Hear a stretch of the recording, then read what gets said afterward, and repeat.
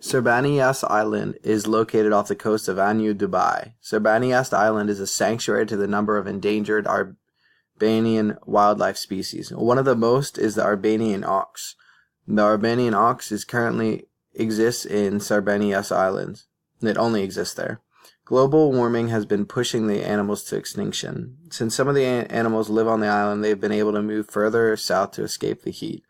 Luckily for the animals, a conservation team labeled the island an animal sanctuary. They provide the animals with much water and food to keep them healthy and allow them to multiply.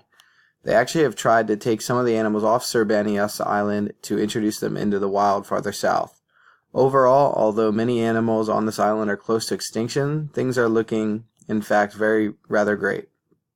Through conservation, it's possible to increase the endangered animal numbers high enough to begin to moving some of them into other areas. The overall hope is to see these animals return to sustainable numbers to the rest of the country.